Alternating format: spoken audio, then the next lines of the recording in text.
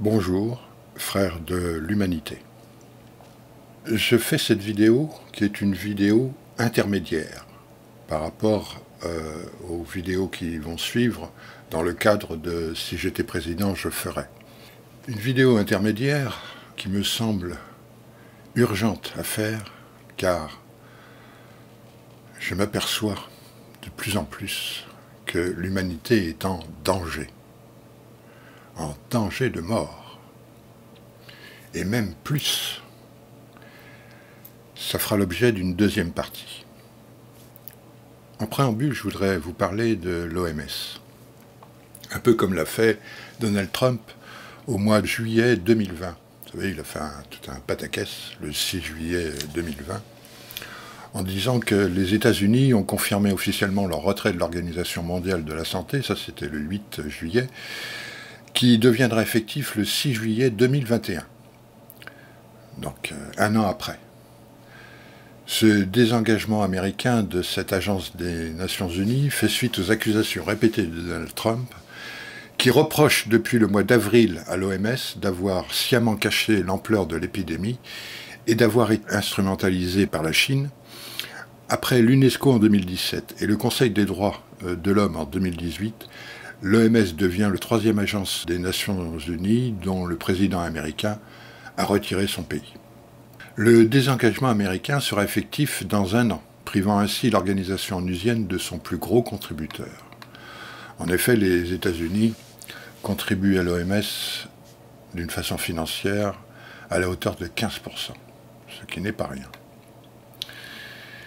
Et en effet, par l'AFP, en date du 21 janvier 2021, Joe Biden, à la Maison-Blanche, la nouvelle administration américaine, prenant le contre-pied de Donald Trump, a remercié l'Organisation mondiale de la santé pour son rôle de chef de file dans la lutte contre la pandémie.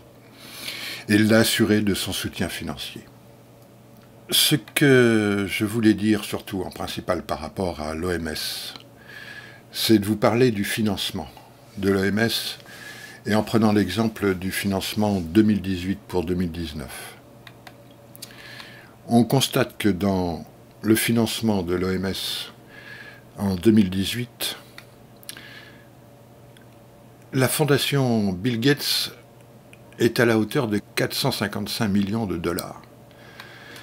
L'Alliance Gavi, 389 millions de dollars. OCHA, c'est-à-dire O-C-H-A, 286 millions de dollars. Le Rotary International, 168 millions de dollars. Et la National Philanthropic Trust, National Philanthropic Trust, 115 millions de dollars. Soit, en 2018, quand on traduit toutes ces sommes en pourcentage, on obtient 9% pour des soi-disant partenaires extérieurs. Il faut entendre que les partenaires extérieurs sont des partenaires particuliers, puisque les partenaires privilégiés de l'OMS doivent être que des États, logiquement. C'est dans ces statuts. La Philanthropic Foundations, 13%. Philanthropic Foundation. Le Private Sector Entities, c'est-à-dire tous les secteurs privés, 2%. Officine non gouvernementale, 9%. Et puis enfin, United Nations Organization Banks, en fait, il faut retenir que le dernier terme est le quatrième, Banks, 16%. Ce qui donne un total de tous ces financements qui sont en dehors des États pour l'OMS d'une contribution de 49%. Tout est dit. L'OMS n'est financée, et sans doute en 2019 et 2020 et pour 2021, à plus de 50% par des intérêts particuliers. La messe est dite. Je voudrais revenir sur une de mes vidéos qui s'appelle 65, musique de film chaotique. Ce n'est pas qu'une musique de film. C'est une musique de film qui sous-tend l'histoire d'un petit mec que tout le monde connaît, que le monde entier connaît. Et j'aimerais que cette vidéo soit vue par le plus grand nombre. Non pas parce que c'est une œuvre personnelle, que cette œuvre est une fiction,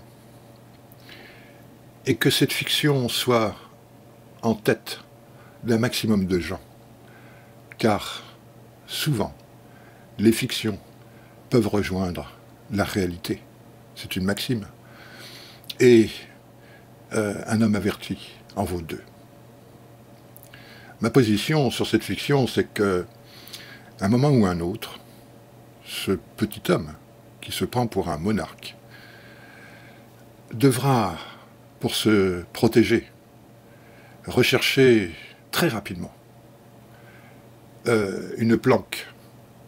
Et la plus sécurisée que je lui conseille, c'est une cellule d'une gendarmerie ou d'un commissariat.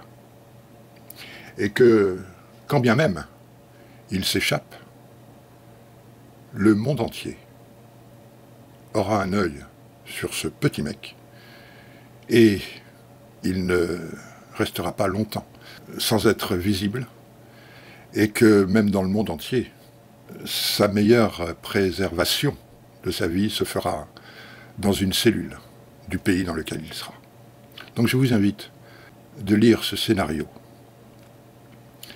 car il arrivera un moment où celui-ci rejoindra peut-être, sans doute, la réalité.